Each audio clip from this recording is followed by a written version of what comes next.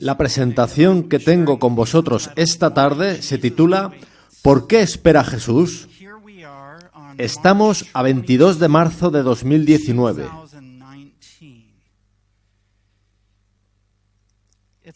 Se hace difícil de creer que, como pueblo, estamos aquí desde 1844. Son 175 años. Los pioneros que estaban vivos el 22 de octubre de 1844 seguramente no habrían jamás imaginado que nosotros estaríamos aquí, en este planeta, 175 años más tarde. Necesitamos preguntarnos por qué está esperando Jesús y por qué, como adventistas del séptimo día, estamos aún aquí, cuando se nos ha dado la comisión de llevar el Evangelio a toda nación, linaje, lengua y pueblo. Quisiera que fueseis a Mateo 25. Se trata de una parábola muy conocida, en la que Jesús profetiza que verdaderamente habría una demora justo antes de su segunda venida. En Mateo 25, del 1 al 6, leemos esta poderosa parábola en la que Jesús describe la condición de los adventistas del séptimo día justo antes de su regreso. El versículo 1 dice: «Entonces el reino de los cielos será semejante a 10 vírgenes que, tomando sus lámparas, salieron a recibir al esposo». Es obvio que Jesús está hablando aquí de su iglesia, descrita como una virgen, o más bien 10 vírgenes, pues esa iglesia está compuesta por más de una persona. Se trata de una iglesia pura. Llevan sus lámparas, lo que significa que tienen la Biblia, que creen en las Escrituras, y a partir de su estudio de las Escrituras prevén que el esposo Jesús viene de nuevo. Por tanto, creen en el segundo advenimiento, son adventistas del séptimo día. En los siguientes versículos vemos que unas son prudentes, tienen el Espíritu Santo, y otras insensatas, no lo tienen. Las prudentes están convertidas, las insensatas no. Básicamente lo entendemos, pero fijaos en el versículo 5. Y tardándose el esposo, cabecearon todas y se durmieron. En el original la palabra griega para tardándose es kronizo, la cual tiene el sentido de demora. De modo que en esta parábola Jesús verdaderamente profetiza que habrá una demora antes de su venida y que su iglesia estará dormida.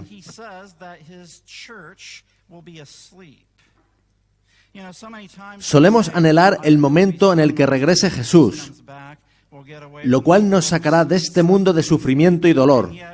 Sin embargo, no solemos mirar al asunto desde la perspectiva de Dios, considerando que quizás seamos nosotros quienes le estamos demorando a Él.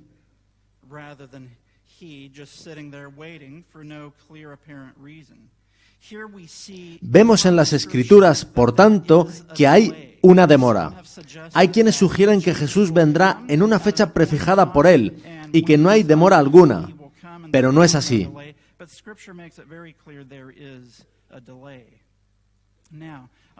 Quisiera ahora que fueseis a Santiago 5, 7 y 8, donde se nos dice muy claramente a qué está esperando Jesús.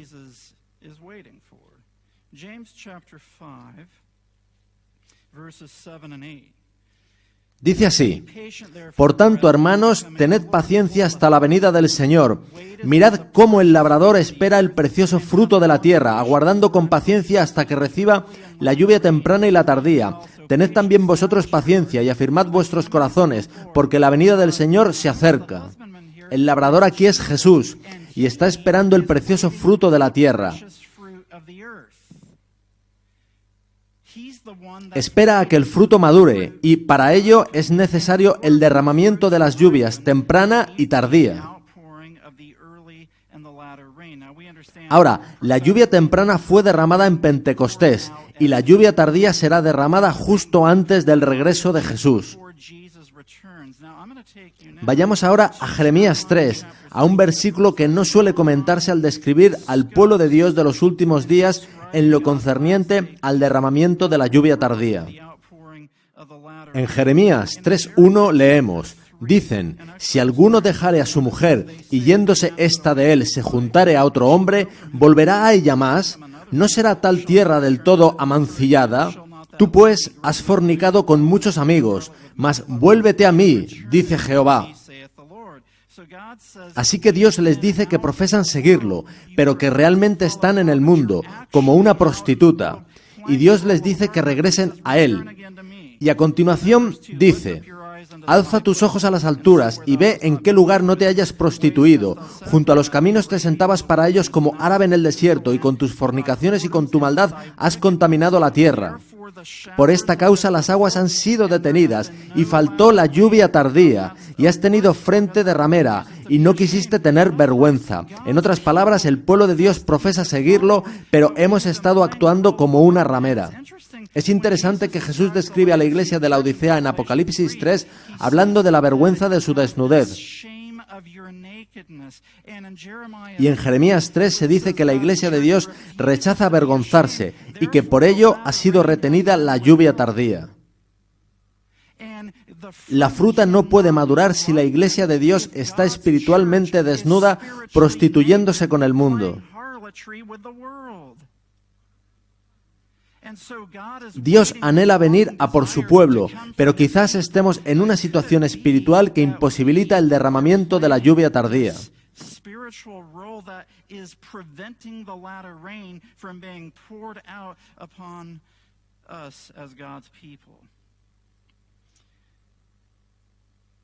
Veamos ahora algunas citas que claramente describen esta demora.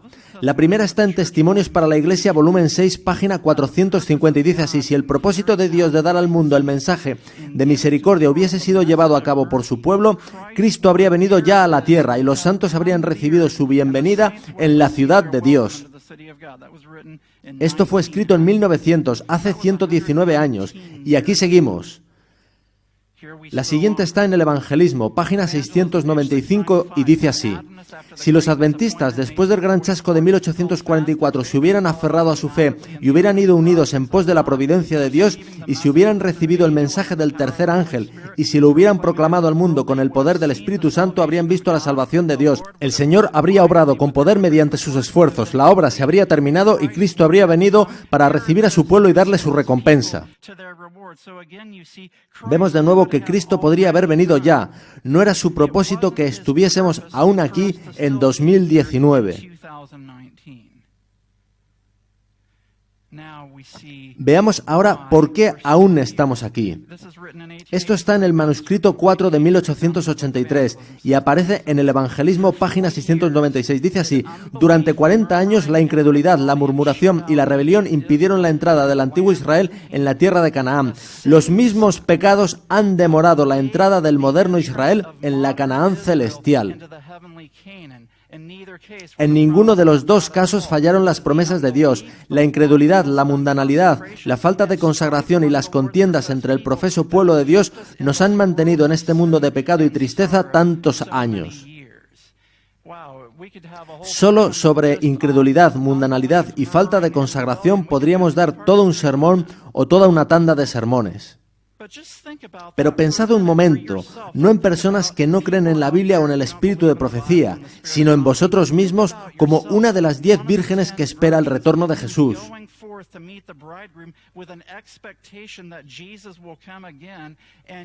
Y que, sin embargo, sea vuestra incredulidad en las promesas de Dios, junto con vuestras murmuraciones y rebeliones, lo que está contribuyendo a la demora en la venida de Jesús.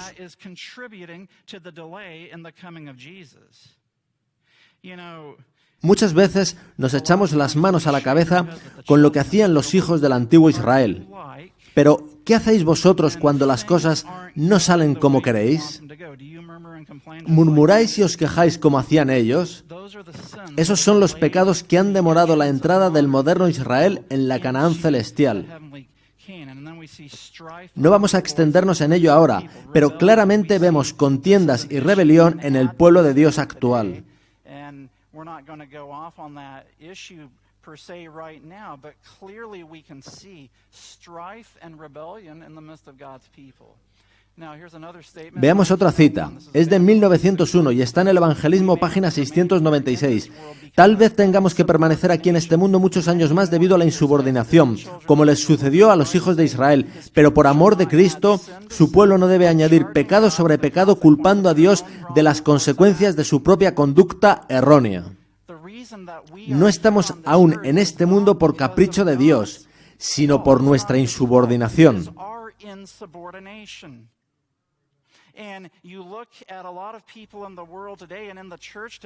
Muchas personas en la iglesia ponen su conciencia personal por encima de lo que dice la Biblia. Sitúan su opinión por encima de la palabra de Dios y actúan según su propia lógica. Es ese tipo de mentalidad el que nos está reteniendo como pueblo en este mundo por tantos años.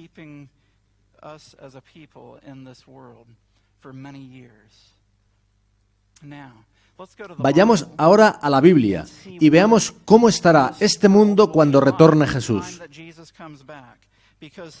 Porque afortunadamente la profecía nos dice que algún día Dios tendrá un pueblo que estará preparado para que vuelva Jesús y entonces Él vendrá para recogerlos. Apocalipsis 14, del 14 al 16, dice así: Miré y he aquí una nube blanca, y sobre la nube uno sentado semejante al Hijo del Hombre, que tenía en la cabeza una corona de oro y en la mano una hoz aguda. Y del templo salió otro ángel, clamando a gran voz al que estaba sentado sobre la nube: Mete tu hoz y siega, porque la hora de segar ha llegado, pues la mies de la tierra está madura. Y el que estaba sentado sobre la nube metió su hoz en la tierra, y la tierra fue segada. El Hijo del Hombre aquí es Jesús, que es también el labrador que en Santiago 5:7 espera el precioso fruto de la tierra. Apocalipsis 14 nos confirma que llegará un tiempo en que la mies de la tierra estará madura, lo cual significa que se habrá derramado la lluvia tardía. Ahora, algunos podrán preguntarse si la cosecha ya está madura y Jesús está simplemente sentado en el cielo, contemplando con gozo durante 150 años la hermosa cosecha madura de la Iglesia Adventista. ¿Pensáis que es así?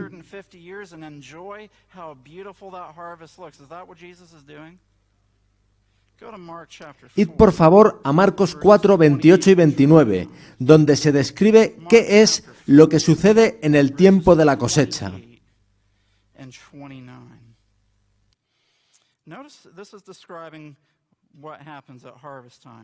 Dice así: Porque de suyo lleva fruto la tierra, primero hierba, luego espiga, después grano lleno en la espiga.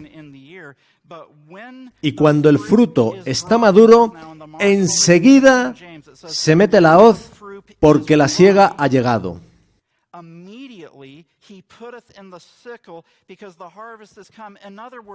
En otras palabras, en cuanto haya una cosecha madura, Jesús no esperará más. Inmediatamente meterá la hoz y recogerá el fruto maduro, pues se habrá derramado la lluvia tardía. Y en Hechos 5:32 se dice que se da el Espíritu Santo a los que le obedecen. Y me asombra que la obediencia se ha convertido en una connotación negativa en la Iglesia de Dios de hoy en día. El diablo sabe que la obediencia de corazones dispuestos y amorosos es lo que permitirá a Dios derramar la lluvia tardía para la maduración de una cosecha. Dios no va a derramar la lluvia tardía sobre fruta desobediente. Dios va a derramar el Espíritu Santo sobre los que le obedecen.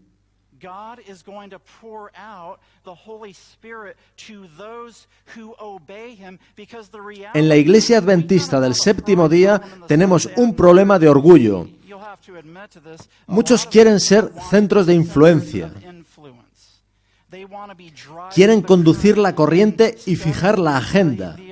Quieren estar en el círculo de influencia.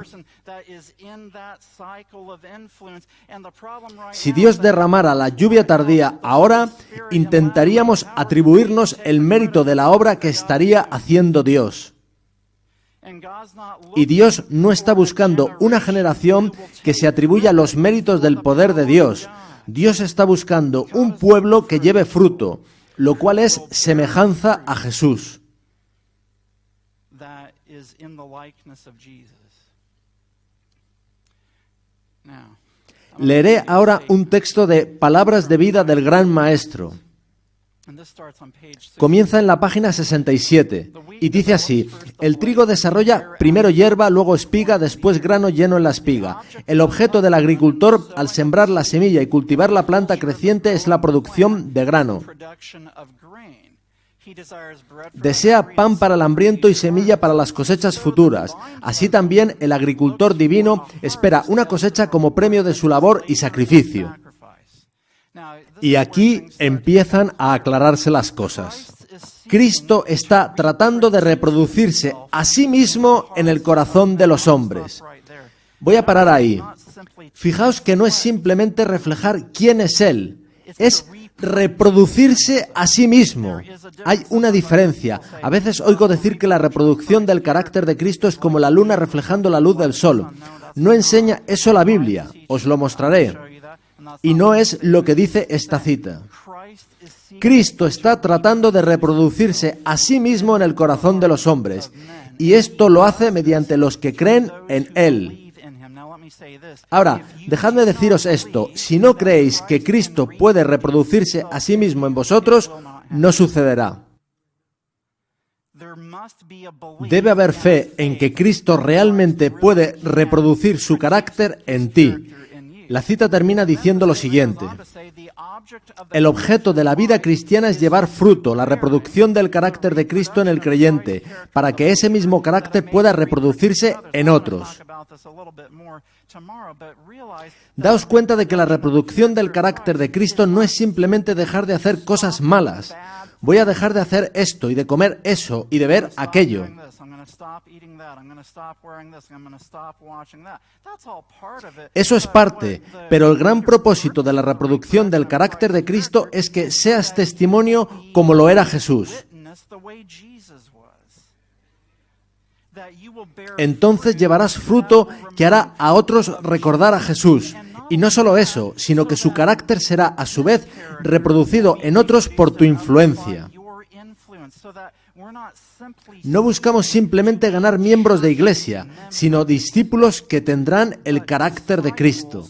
who will have the character of Christ in their lives. You know, I heard a sad story. Quizás hayáis oído la triste historia de un nuevo converso que vino a la iglesia. Came into the church and he Ardía por el Señor, amaba al Señor, quería contar a todos todo lo que podía sobre Cristo. and one of the well-meaning Y un, entre comillas, bien intencionado hermano le dijo: no te preocupes, te enfriarás y en unos meses serás como el resto de nosotros. that's not Eso no es la reproducción del carácter de Cristo. believer. Now the statement goes on, Saltamos un párrafo y la cita sigue diciendo: skipping a paragraph ahead. There can be no growth no puede haber crecimiento o fructificación en la vida que se centraliza en el yo. Si habéis aceptado a Cristo como a vuestro Salvador personal, habéis de olvidar vuestro yo y tratar de ayudar a otros. others.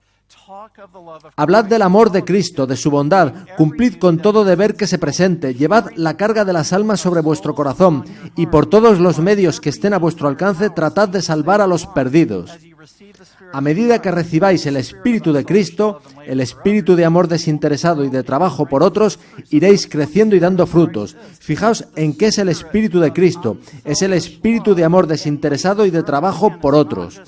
Ved que no es solo dejar de hacer cosas malas, sino también desarrollar en el corazón el amor de Cristo que gane almas. and others. The graces of the Spirit Las gracias del Espíritu madurarán en vuestro carácter, se aumentará vuestra fe, vuestras convicciones se profundizarán, vuestro amor se perfeccionará, reflejaréis más y más la semejanza de Cristo en todo lo que es puro, noble y bello. lovely. And then Y entonces Ellen White cita Gálatas 5, 22, 23, que nos da una descripción muy clara de qué significa reproducir perfectamente el carácter de Cristo. because we usually Porque solemos saltar a la página 69 de Palabras de Vida del Gran Maestro sin leer el texto bíblico al que ella enlaza, que es Gálatas 5, 22 y 23. Galatians 5, 22 and 23. The fruit of the Spirit El fruto del Espíritu es amor, gozo, paz, paciencia, benignidad, bondad, fe, mansedumbre, templanza. temperance. Now, What I'm going to say next. Quisiera comentar ahora algo sobre lo que suele llamarse adventismo conservador, si queréis usar ese término.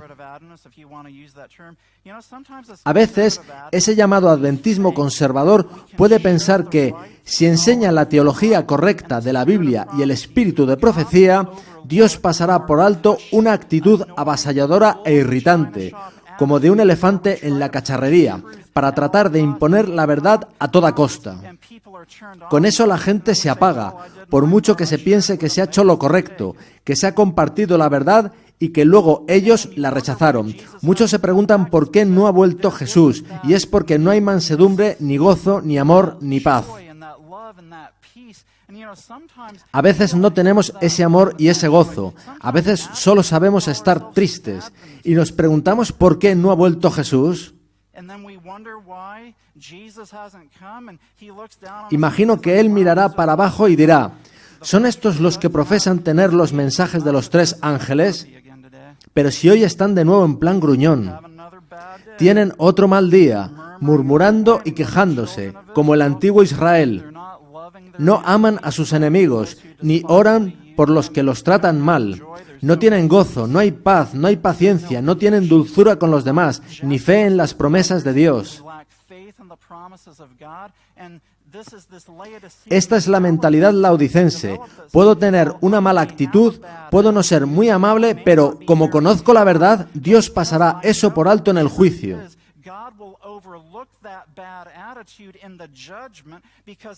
Pues di la verdad a la gente para que conocieran lo que dicen la Biblia y el espíritu de profecía. Esos no son los frutos del espíritu. La cita sigue así: este fruto nunca puede perecer, sino que producirá una cosecha, según su género, para vida eterna.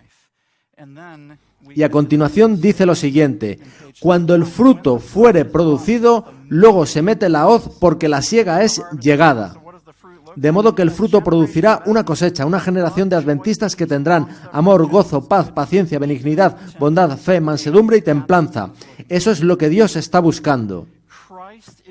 Cristo espera con un deseo anhelante la manifestación de sí mismo en su iglesia. Eso quiere decir que Él no ve amor, gozo, paz, paciencia, benignidad, bondad, fe, mansedumbre y templanza. Quizá haya frutos esporádicos, pero Él no ve la foto completa en nuestros corazones, y no puedes decir que vas a tener unos frutos concretos del Espíritu. Vienen todos juntos. Cristo espera con un deseo anhelante la manifestación de sí mismo en su iglesia.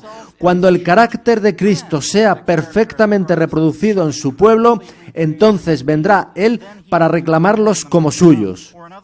En otras palabras, cuando el carácter de Cristo, tal y como se describe en Gálatas, amor, gozo, paz, paciencia, benignidad, bondad, fe, mansedumbre y templanza, sea la experiencia del pueblo de Dios, Él vendrá para reclamarlos como suyos. Dejemos las excusas por la falta de fe. Dejemos las excusas por no amar a nuestros enemigos. Dejemos las excusas por ser gruñones y perder los nervios, y por no tener paciencia, ni mansedumbre, ni dulzura. Todo eso es evidencia de falta de fe en las promesas de Dios de que Él puede liberarnos de toda tendencia al mal.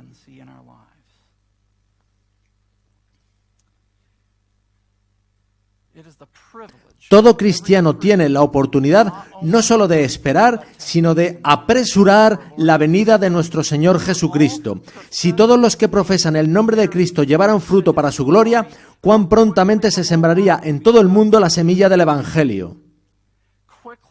Rápidamente maduraría la gran cosecha final y Cristo vendría para recoger el precioso grano. En otras palabras, si el mundo viera en nosotros el verdadero poder del Espíritu Santo, que nos llevara a tener amor, gozo, paz, paciencia, templanza y mansedumbre divinas, ellos se interesarían verdaderamente en lo que tenemos.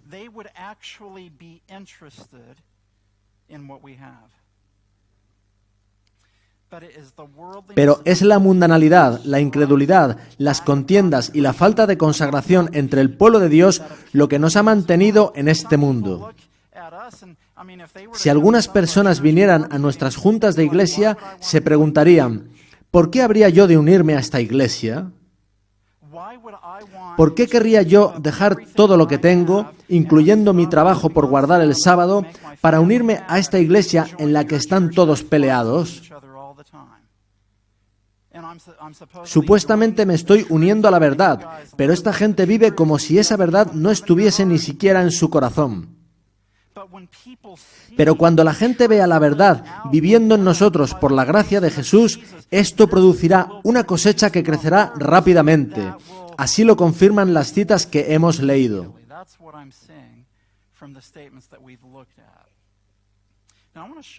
Quisiera mostraros ahora en la Biblia cómo se desarrolla esta cosecha.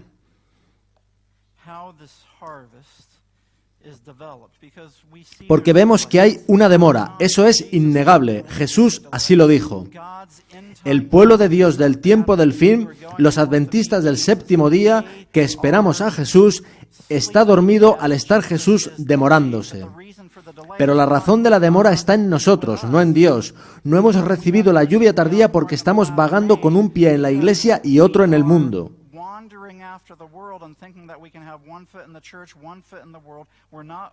No nos hemos entregado al Señor, no nos hemos convertido, por lo que no se ven en nuestras vidas los frutos del Espíritu Santo, y eso es lo que causa la demora. Quisiera que fueseis a Juan 12, 23 y 24.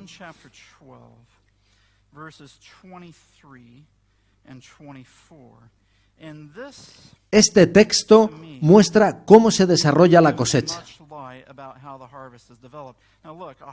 Una cosecha, típicamente la describimos como de trigo, no se desarrolla por casualidad.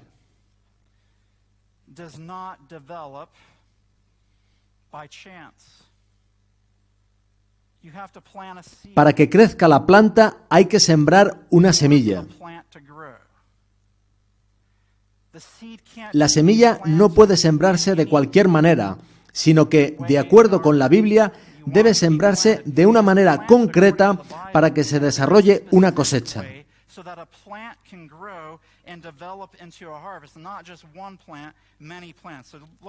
Leamos entonces Juan 12, 23 y 24. Jesús les respondió diciendo: ha llegado la hora para que el Hijo del Hombre sea glorificado.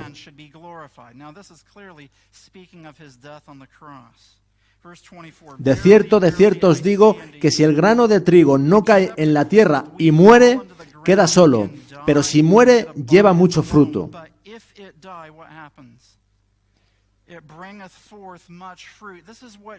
Jesús les dice que cuando muera en la cruz, Él será una semilla plantada en el campo. La vida perfecta de Jesús le permitió morir como un sacrificio perfecto, y Él promete que esa semilla plantada crecerá y dará mucho fruto.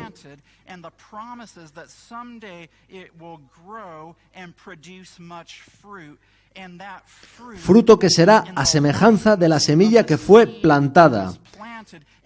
Y cuando el fruto esté maduro, tendremos la cosecha. Ahora, es interesante que hay muchas conexiones que pueden hacerse entre la muerte de Cristo y la cosecha en el fin del mundo.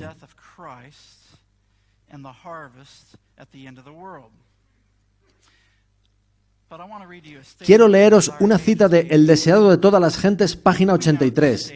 La conocemos, pero ¿cuántos de nosotros seguimos verdaderamente su consejo? Dice así: sería bueno que cada día dedicásemos una hora de reflexión, cada día, no cada semana o cada mes o cada año, a la contemplación de la vida de Cristo. Debiéramos tomarla punto por punto y dejar que la imaginación se posesione de cada escena, especialmente de las finales. Y mientras nos espaciemos así en su gran sacrificio por nosotros, nuestra confianza en Él será más constante, se reavivará nuestro amor y quedaremos más imbuidos de su espíritu. Si queremos ser salvos al fin, debemos aprender la lección de penitencia y humillación al pie de la cruz.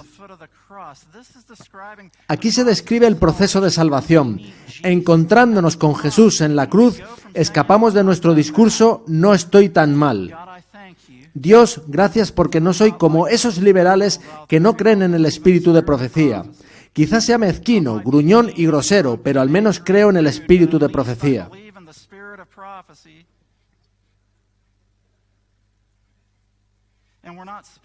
No dedicamos esa hora diaria de reflexión, de modo que cuando llegan las pruebas no somos como Jesús en la cruz, sino que somos nuestro peor egoísta y pecaminoso yo. Aunque conocemos cómo deberíamos ser, no estamos entregados porque no estamos dedicando tiempo con Jesús al pie de la cruz. El espíritu de profecía dice que cuando empleamos esa hora de reflexión, no por rutina, sino porque amamos al Señor, eso nos cambia. Por la contemplación somos cambiados de gloria en gloria. Una hora al día para contemplar la vida de Cristo. Si os preguntáis por qué estáis luchando tanto con vuestras tentaciones y en las batallas y pruebas de esta vida, os lanzo el siguiente desafío. Emplead cada día una hora contemplando a Jesús, especialmente sus escenas finales, y veréis cómo eso cambia vuestro corazón y vuestra vida. Jesús es la semilla que es sembrada. Lo que quiero mostraros ahora es que hay una conexión directa entre la experiencia de Jesús en la cruz y la última generación que vivirá en esta tierra.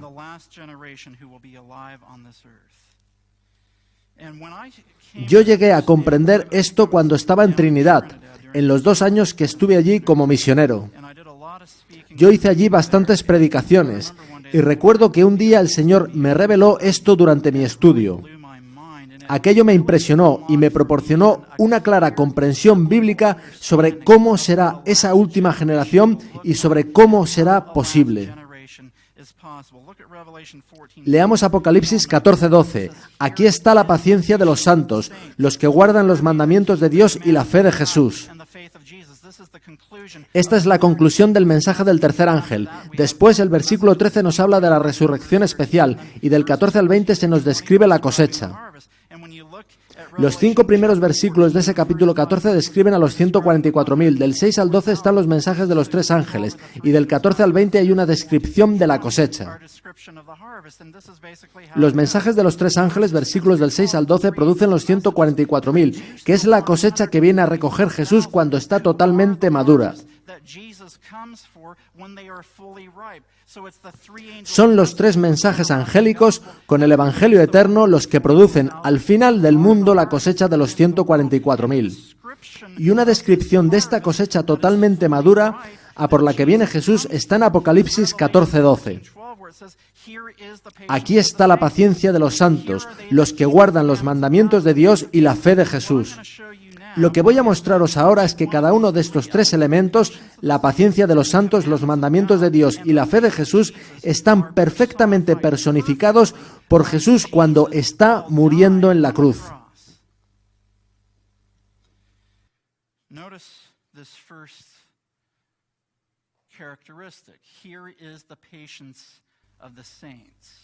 El primero de ellos, la paciencia de los santos, lo encontramos en Hebreos 12, 1 y 2, que dice así: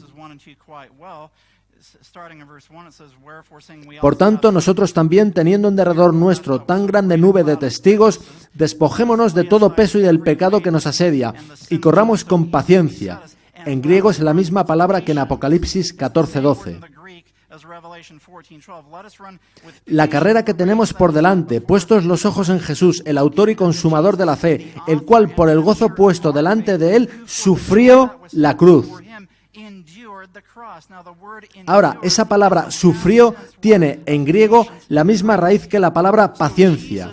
De modo que cuando Jesús sufrió la cruz, él tuvo paciencia, tal como la tendrá el pueblo final de Dios según se describe en Apocalipsis 14:12. Jesús tuvo paciencia en la cruz. Ahora, en el conflicto de los siglos hay una cita que dice: los tiempos que nos esperan requieren una fe capaz de soportar el cansancio, la demora y el hambre. Voy a haceros una confesión. Yo puedo saltarme mi devoción de la mañana, pero si duermo 8 horas, Tomo un buen desayuno. Veo a mis pacientes en la clínica y todo va bien. Mis pacientes están contentos y agradecidos de cómo yo les ayudo en vez de estar protestando.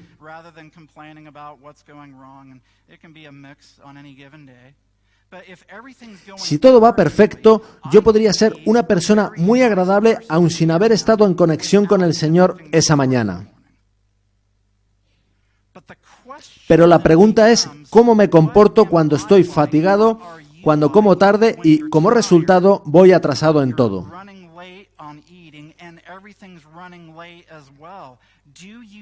¿Tendría aún la paciencia o el aguante que tuvo Jesús mientras colgaba de la cruz? Él estuvo una noche sin dormir. Fue golpeado, no había comido y, colgado en la cruz, decía, «Padre, perdónalos porque no saben lo que hacen». La paciencia de los santos no es simplemente unas personas que son más o menos corteses cuando las cosas se complican un poco. No. Se trata de una generación de personas que han aprendido por experiencia, a través de las pruebas de fuego de la vida, a ser como Jesús mientras estaba colgado de la cruz. Jesús siembra la semilla en la cruz y dice, mi muerte producirá una cosecha de mucho fruto, a semejanza de la semilla ahora plantada.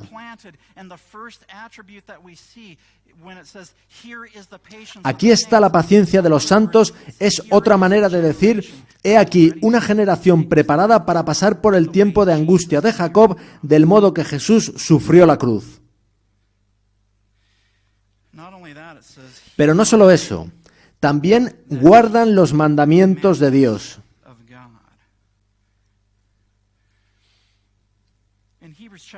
En Hebreos 10, del 5 al 7, Pablo toma del libro de Salmos una profecía mesiánica donde se describe a Jesús en la cruz.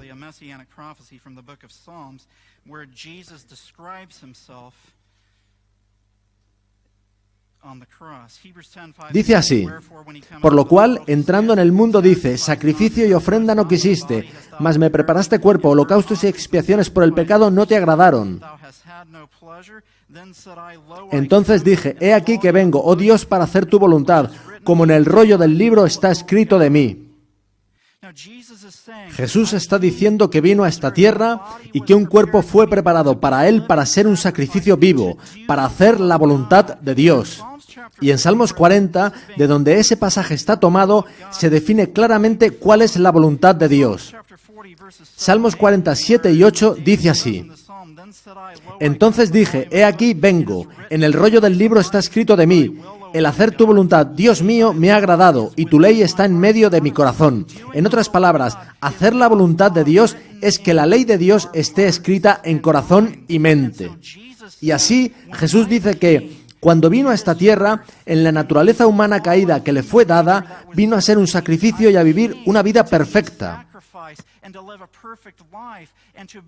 Una vida de obediencia, y a ser obediente hasta la muerte, y muerte de cruz. Jesús colgado en la cruz es un sacrificio perfecto porque vivió una vida de perfecta obediencia. Se deleitó en hacer la voluntad de Dios, que es la ley de Dios. A veces, los adventistas podemos pensar que los 10 mandamientos son algo muy severo. Pero si no fuera por el 10º mandamiento, yo no podría saber que hay codicia en mi corazón.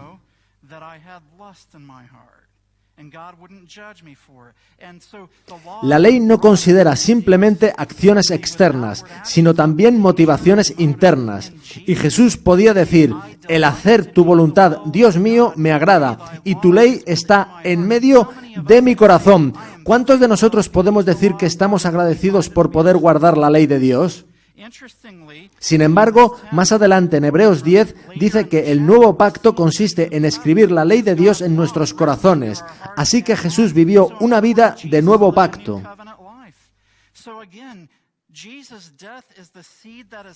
Vemos de nuevo que la muerte de Jesús es la semilla que es plantada para producir la cosecha de una generación que, además de tener la paciencia que tuvo Jesús en la cruz, vivirá en obediencia como lo hizo Jesús en la misma naturaleza humana que tenemos nosotros. lived an obedient life in the same human nature that we have. Here is the patience of the Aquí está la paciencia de los santos. Here are they, Aquí están los que guardan los mandamientos de Dios. of God. And the last one, Y el tercer aspecto es la fe de Jesús. Galatians 2:20, Gálatas 2:20 dice: con Cristo estoy juntamente crucificado, y ya no vivo yo, mas vive Cristo en mí. Y lo que ahora vivo en la carne, lo vivo en la fe del Hijo de Dios, el cual me amó y se entregó a sí mismo por mí. Esa es la fe de Jesús. Cuando estoy crucificado con Cristo, Él entra y sale el pecado, y vivo con la fe de Jesús, pues Él vive en mí y por medio de mí. In my human flesh, I live by the faith of Jesus who is living in me and through me.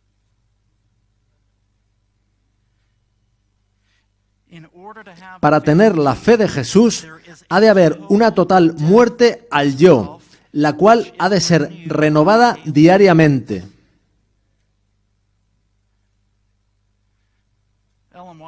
Ellen White dice lo siguiente sobre la fe de Jesús en El deseado de todas las gentes. El Salvador no podía ver a través de los portales de la tumba. La esperanza no le presentaba su salida del sepulcro como vencedor, ni le hablaba de la aceptación de su sacrificio por el Padre. Temía que el pecado fuese tan ofensivo para Dios que su separación resultase eterna. Sintió la angustia que el pecador sentirá cuando la misericordia no interceda más por la raza culpable. El sentido del pecado que atraía la ira del Padre sobre él como sustituto del hombre fue lo que hizo tan amarga la copa que bebía el Hijo de Dios y quebró su corazón. Humanamente hablando, cuando Cristo está colgado de la cruz, Él no puede ver más allá de su muerte. No siente que vaya a resucitar. Sus sentidos le dicen que todo está perdido. Nosotros, igualmente, muchas veces tenemos pruebas en las que no vemos la salida y no vemos cómo puede actuar Dios. Así se sentía Jesús en la cruz.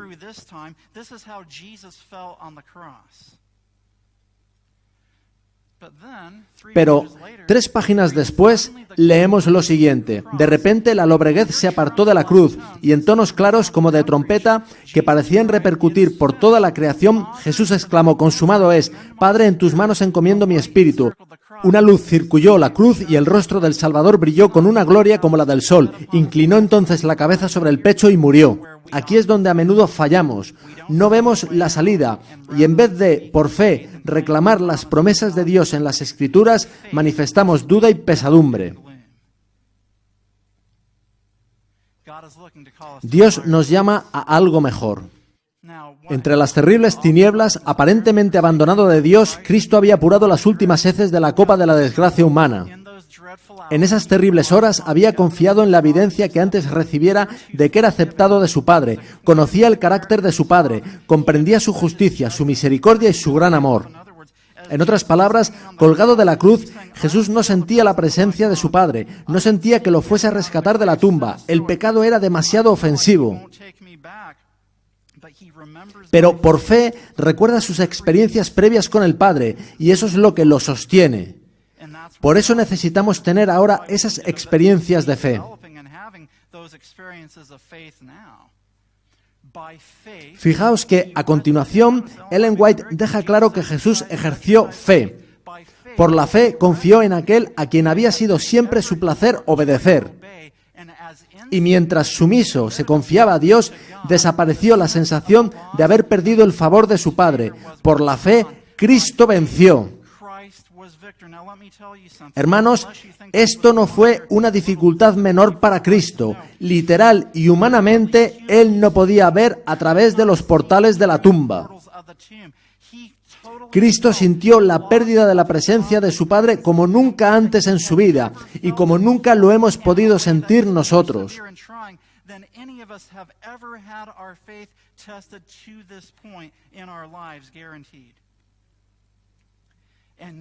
Y, sin embargo, Él demostró que es posible ejercer fe cuando, humanamente hablando, no se ve la salida.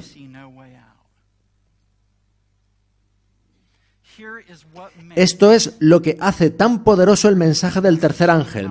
Apocalipsis 14:12, aquí está la paciencia de los santos, los que guardan los mandamientos de Dios, y la fe de Jesús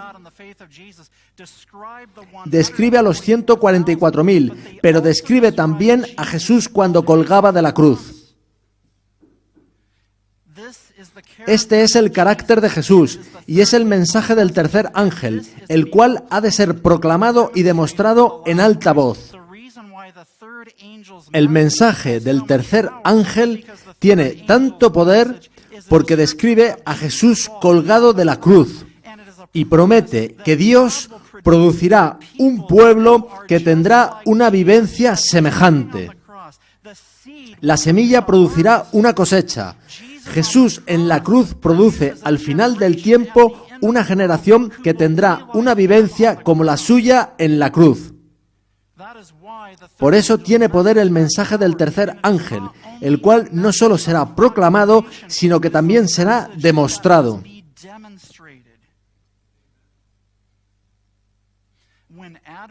Cuando esta sea la experiencia en el adventismo, veremos el fuerte pregón de Apocalipsis 18.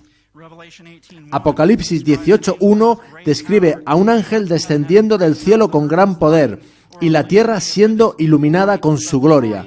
Se trata de la gloria del carácter de Dios, al haberse derramado el Espíritu Santo sobre una generación de adventistas que, por fe, han aprendido a someterse al Señor. Tienen paciencia, obediencia y fe, siendo así a semejanza de Jesús, de modo que el mundo desea tener lo que ellos tienen.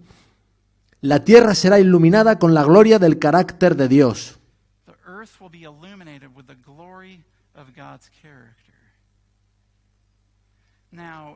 Ahora, este mensaje, además de ser una demostración del carácter de Dios, es también una proclamación.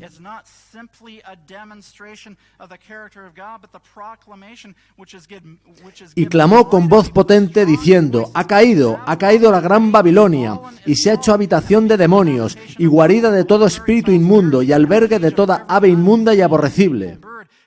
Porque todas las naciones han bebido del vino del furor de su fornicación, y los reyes de la tierra han fornicado con ella, y los mercaderes de la tierra se han enriquecido de la potencia de sus deleites.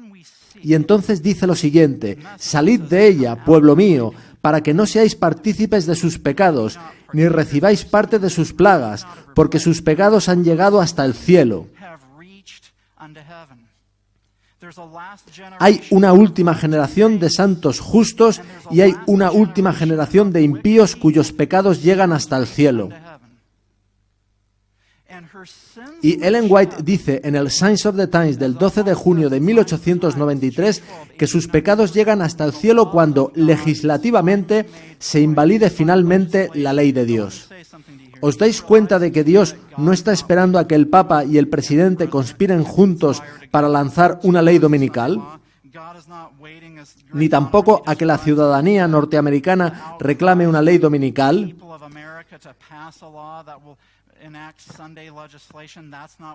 Dios no está esperando a esas cosas. Esas cosas sucederán cuando Dios tenga un pueblo que reproduzca su carácter, que pueda dar una demostración perfecta y proclamar a la gente que salga de Babilonia. Y cuando Dios tenga esa demostración, veremos una ley dominical. No pongamos fechas para la ley dominical. Va contra el claro consejo de la Biblia y el espíritu de profecía. No es ese nuestro mensaje. Nuestro mensaje no es de tiempo. Nuestro mensaje es de preparación del carácter y de total entrega a Jesús.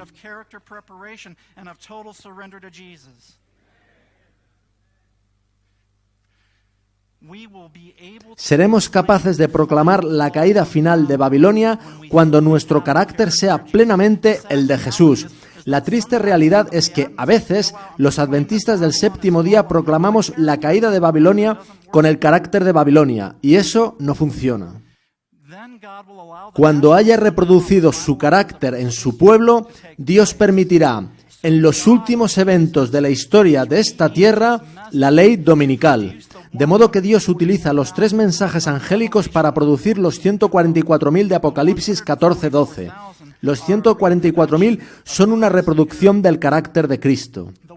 Los 144.000 serán capaces de dar el fuerte pregón con poder porque tendrán el carácter de Jesús. Eso es lo que necesitamos, el carácter de Jesús. Ahora, antes de terminar, quisiera hablaros de la vindicación de Dios, concepto que aparece, por ejemplo, en Ezequiel 36, del 20 al 23.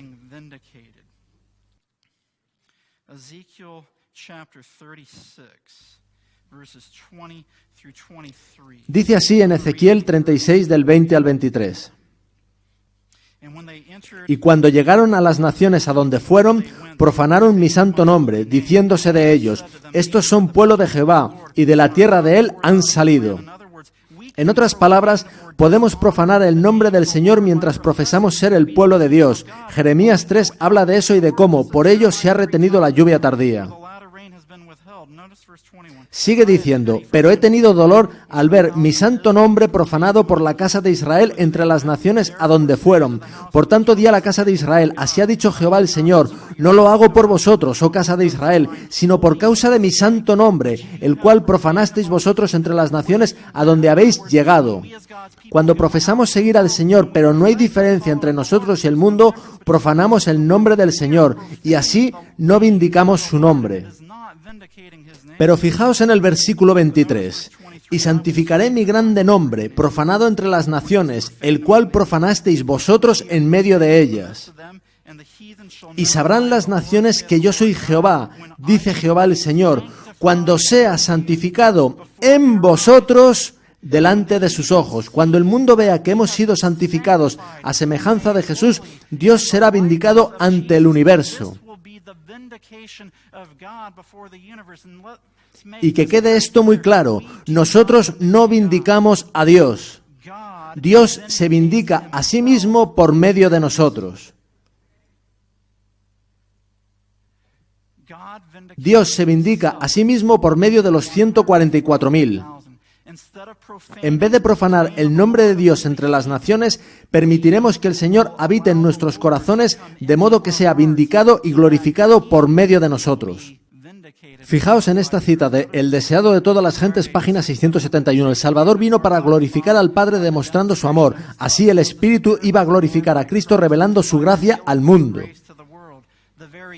La misma imagen de Dios se ha de reproducir en la humanidad. El honor de Dios, el honor de Cristo están comprometidos en la perfección del carácter de su pueblo. Dios ha comprometido el honor de su nombre en el gran conflicto en producir, al final de los tiempos, una generación que tendrá su carácter. Con su muerte en la cruz, Jesús puso la semilla que producirá una cosecha que será a semejanza de Él mismo. Entonces, ¿a qué está esperando Jesús? A una generación que tendrá su cumplimiento en Apocalipsis 14:12. Aquí está la paciencia de los santos, los que guardan los mandamientos de Dios y la fe de Jesús. Cuando Jesús haya dicho eso desde el cielo, le habrá dado la vuelta al gran conflicto. Satanás, que era un ser perfecto, dijo, en un ambiente perfecto, que la ley de Dios no podía ser guardada, y Dios, por medio de los débiles de entre los débiles, la peor generación que jamás haya vivido, demuestra la falsedad del aserto.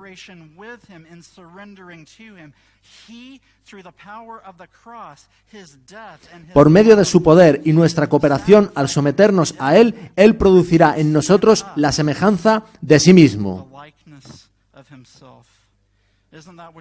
¿No es eso lo que queréis?